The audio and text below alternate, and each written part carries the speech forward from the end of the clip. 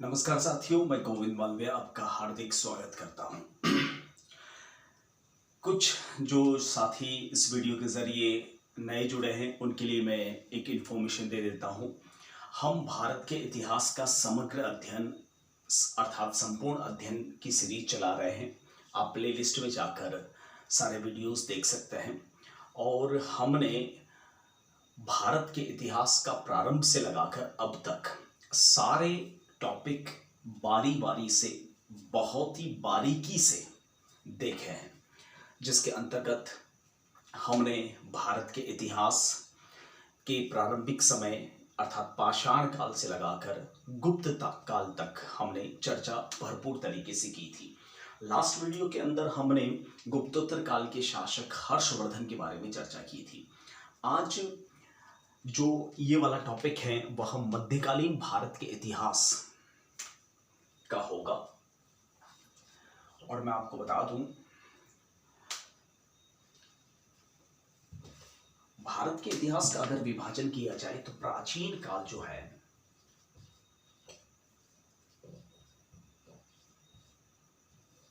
वह प्रारंभ से यानी भारत में 30 लाख ईसा पूर्व से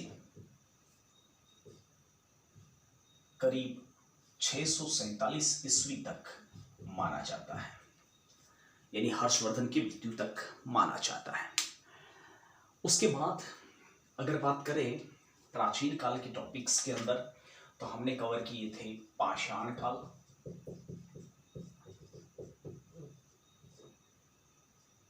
इस पाषाण काल के अंतर्गत हमने चर्चा की थी विशेष तौर से पूर्व पाषाण काल, मध्य पाषाण काल, नव पाषाण काल, जो लगभग 30 लाख ईसा पूर्व से 5000 ईसा पूर्व के मध्य माना जाता है। उसके बाद समय आता है ताम्र पाषाण काल का, जो 5000 ईसा पूर्व से लगभग 1500 ईसा पूर्व के मध्य माना जाता है, बिफोर क्राइस्ट ईरा तक। और इसी टॉपिक के अंदर आती है सिंधु घाटी सभ्यता।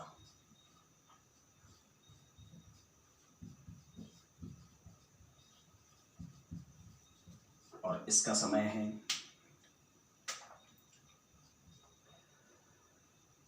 2350 से 1750 ईसा पूर्व मोटे तौर पर। ठीक है, प्रारंभ का जो समय है वह मोटे तौर पर ही अनुमानित किया जाता है। उसके बाद में नेक्स्ट समय आता है, वह आता है लोह काल, जिसे हम आर्य सभ्यता भी कहते हैं या वैदिक काल भी कहते हैं, यानी वेदों का समय, जो मोटे तौर पर 1500 ईसा पूर्व से 600 ईसा पूर्व के मध्य माना गया है।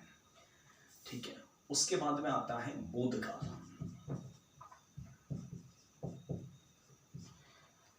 लगभग 600 ईसा पूर्व से लगाकर 323 ईसा पूर्व के मध्य यह आता है।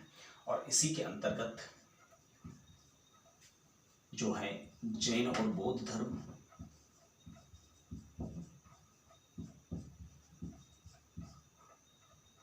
ठीक है, वह मोटे तौर पर 600 से लगाकर 483 ईसा पूर्व के मध्य गौतम बुद्ध के महापरिनिर्वाण तक। उसके बाद इसी के अंतर्गत समाहित है महाजनपद काल, यानी इसके साथ साथ ही चलता है 600 से लगाकर मान के चलें 323 ईसा पूर्व के मध्य। और इसी महाजनपद काल के अंतर्गत मगध साम्राज्य आता है, और मगध साम्राज्य मोटे तौर पर 500 ईसा पूर्व से लगाकर 323 ईसा पूर्व के मध्य, मतलब ये कालक्रम साथ साथ चलते हैं। ठीक है, उसके बाद में नेक्स्ट टॉपिक रहता है हमारा, वह होता है मौर्य काल। मौर्य काल 323 ईसा पूर्व से 184 ईसा पूर्व के मध्य रहता है, जिसमें हमने सारी बारीकी देखी है, आप वीडियो सीरीज के अंदर देख सकते हैं। उसके बाद में मौर्योत्तर काल, मोटे तौर पर 184 ईसा पूर्व से 27 ईस्वी न मान के अनुमानित मैं मानता हूं इसको 225 ईस्वी तक। मैंने वो पहले शुंग काल का बता दिया था आपको। इसी के अंदर शुंग, कण्व, सातवाहन, कुषाण, शक, यवन, ये राजवंश आते हैं। ठीक है, इसके बाद गुप्त काल। गुप्त काल 225 ईस्वी से 555 ईस्वी, ये ईस्वी है। ठीक है, और उसके बाद गुप्तोत्तर काल।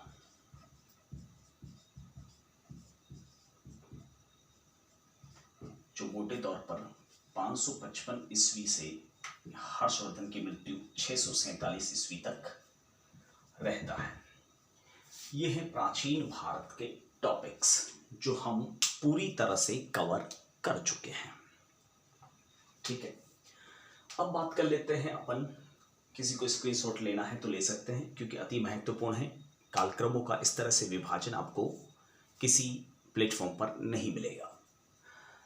अब बात कर लेते हैं मध्यकालीन भारत की।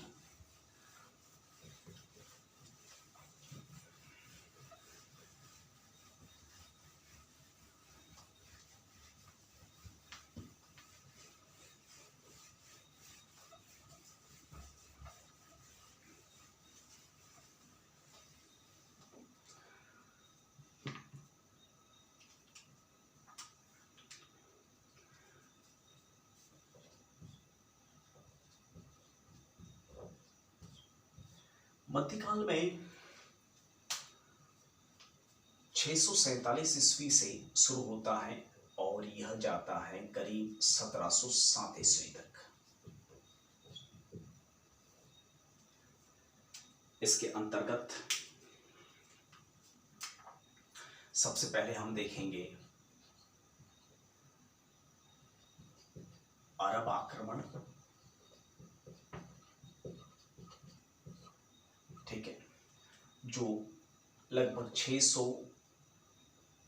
500 ईस्वी से ही शुरू हो जाते हैं और यह चलते हैं करीब 1192 ईस्वी तक। इसी काल के अंदर जो वर्चस्व रहता है वह राजपूत पीरियड का रहता है, जिसमें गुर्जर प्रतिहार, पाल, राष्ट्रकूट, चौहान, चालुक्य अर्थात सोलंकी, परमार,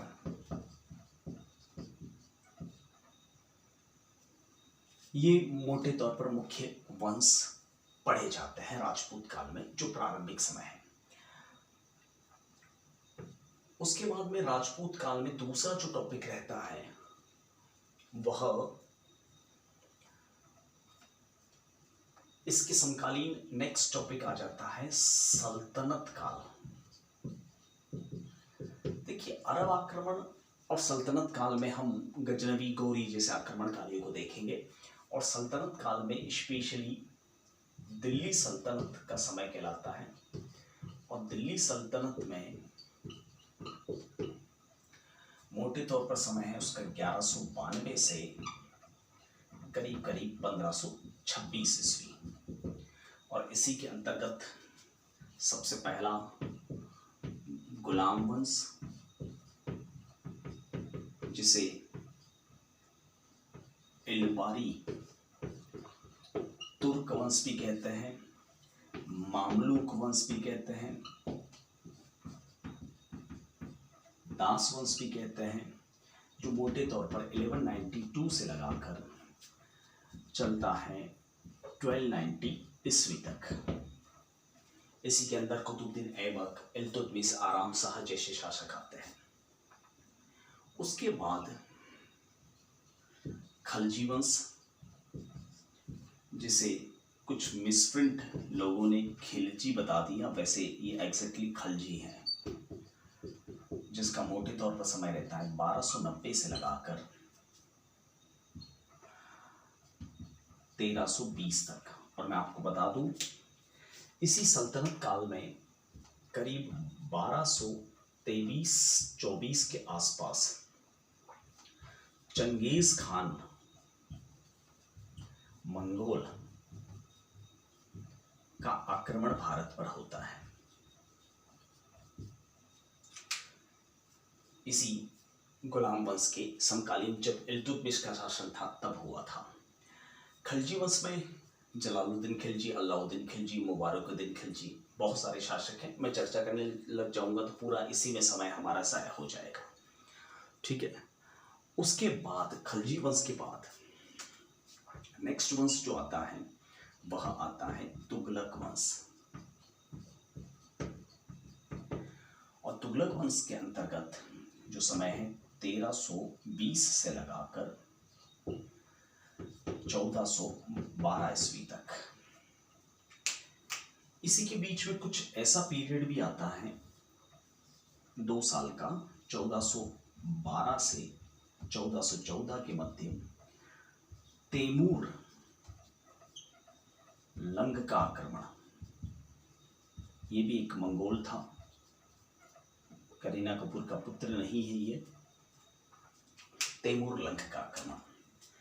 उसके बाद में जो नेक्स्ट वंश रहता है सैयद वंश। सैयद वंश में जो समय है 1414 से लगाकर करीब करीब 1489 तक। उसके बाद लोदी वंश, जिसका समय है 1489 से लगाकर 1526 ईस्वी तक। ये सल्तनत कालीन प्रमुख वंश हैं। एक बार चाहे तो आप स्क्रीनशॉट इसका भी ले सकते हैं। सल्तनत काल के बाद नेक्स्ट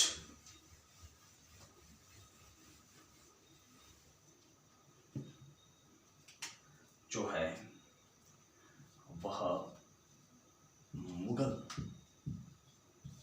वंश रहता है। मुगल वंश मोटे तौर पर 1526 से शुरू होता है, 1707 में खत्म हो जाता है मध्यकाल तक। लेकिन मुगल वंश लंबा चलता है 1857 तक, लेकिन उसे हम नाम मात्र का मुगल वंश कह सकते हैं। लेकिन मोटे तौर पर 1526 से 1707 के बीच में ही रहेगा, जिसके स्टार्ट में ज़हीरुद्दीन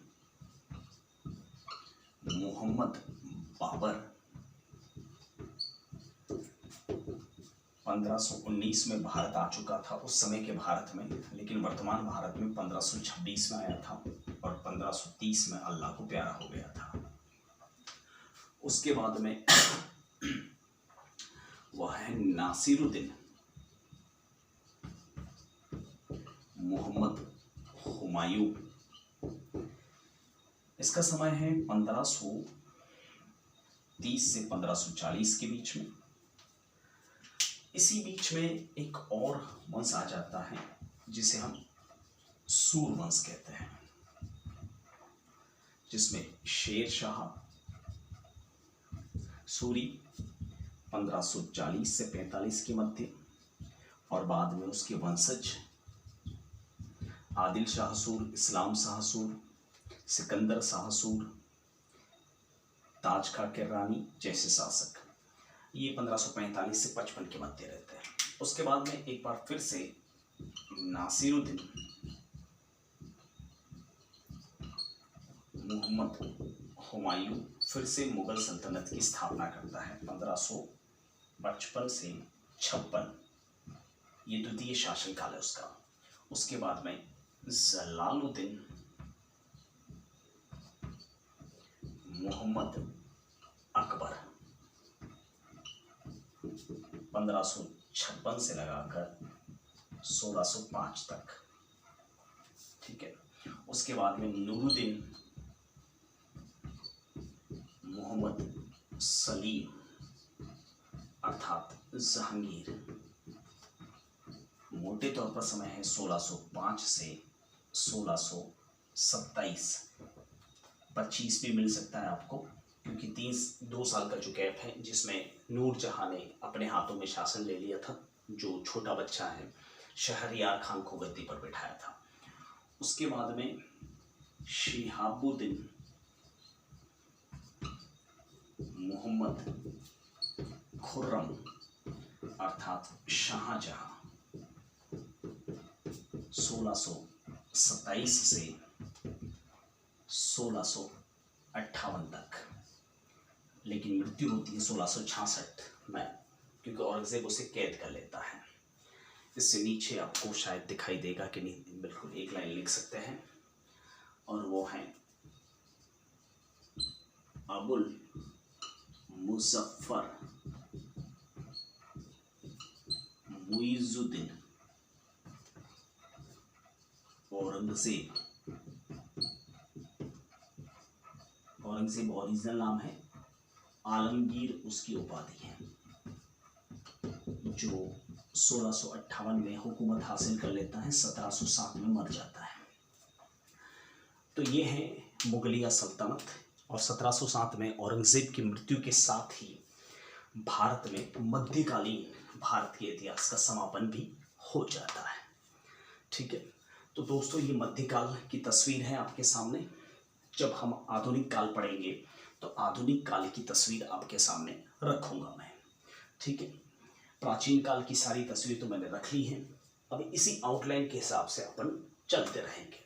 सबसे पहले अरब आक्रमणों को देखेंगे, जिसमें मोहम्मद बिन कासिम के बाद में जुनैद खान, और जुनैद खान के बाद में जो है वो नेक्स्ट होगा अल्पतगीन, फिर सुबुक्तगीन के बाद में महमूद गजनवी के बाद में गोरी, और गोरी के बाद में उसके गुलाम आ जाएंगे सल्तनत काल में, गुलाम वंश, कुतुबुद्दीन ऐबक के बाद में आराम शाह, फिर इल्तुतमिश, फिर रजिया के बाद में नासिरुद्दीन महमूद, फिर ताजुद्दीन याल्दौस, फिर अलाउद्दीन मशहूद शाह, फिर अलाउद्दीन बहराम शाह, उसके बाद में गयासुद्दीन बलबन शाह के बाद में केकूबाद के बाद में केमूर्स, और केमूर्स के बाद में जलालुद्दीन फिरोज खिलजी, फिर अलाउद्दीन खिलजी, फिर मुबारकुद्दीन खिलजी, फिर खिलजी शाह सेकंड, और खिलजी शाह सेकंड के बाद में गयासुद्दीन तुगलक के बाद मोहम्मद बिन तुगलक, फिर फिरोज शाह तुगलक, फिर तुगलक शाह थर्ड, और उसके बाद में खिज़र का सैयद, मुबारक शाह सैयद,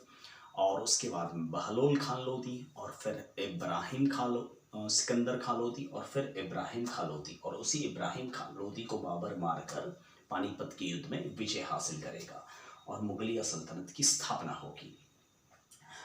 फिर बाबर के बाद में हुमायूं के बाद में अकबर के बाद में जहांगीर, फिर शाहजहां, फिर औरंगजेब, फिर बहादुर शाह के बाद में जहांदार शाह के बाद में फर्रुख सिंह, फिर रफ़ीउद्दौला शाह, फिर मोहम्मद शाह रंगीला के बाद में अलाउद्दीन आलम शाह के बाद में शाहजहां थर्ड के बाद में शाह आलम द्वितीय, और शाह आलम द्वितीय के बाद में नेक्स्ट जो सम्राट बादशाह बनेंगे अकबर शाह सेकंड, और फिर बहादुर शाह द्वितीय अर्थात बहादुर शाह जफर 1857 तक, जो हम आधुनिक काल में देखेंगे, औरंगजेब के बाद वाला शासनकाल, ठीक है। तो फिलहाल इस वीडियो में इतना ही।